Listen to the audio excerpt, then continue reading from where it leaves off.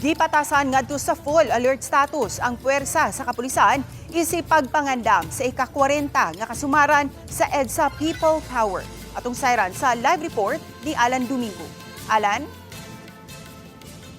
Sa buot lang masiguro sa Cebu City Police Office nga walay mo tumaw nga problema sa mga kalihukan inline sa paghandom sa ika-40 ka tuig o kasumaran sa EDSA Bloodless Revolution.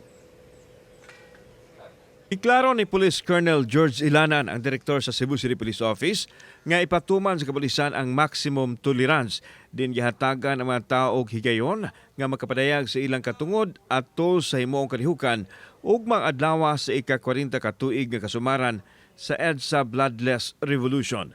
Miawhag usab ang opisyal sa kapulisan sa mga tao nga mosalmod sa protest rally nga batunan ang kalinaw aron dili makamugna og problema. Masaligon hinoon si Ilanan nga magmalinahon ang sitwasyon tungod kay dili man mahilig sa kasamok ang mga liyesta sa dakbayan sa Sugbo.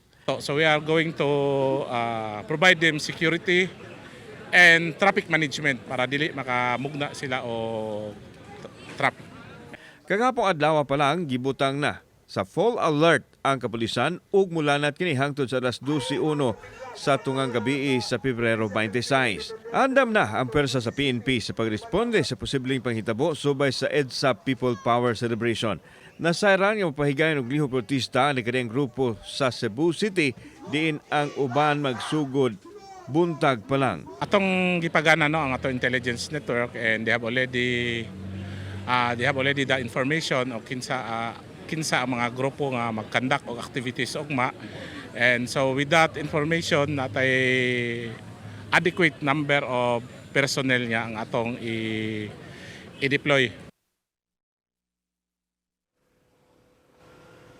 Sas may pahinumdom ang kapulisan nato nga bisan pa man og dunay maximum tolerance apan kung dunay gyud mamugna og kagubot di sila magpanuko sa pagpatuman sa balaod. Ses.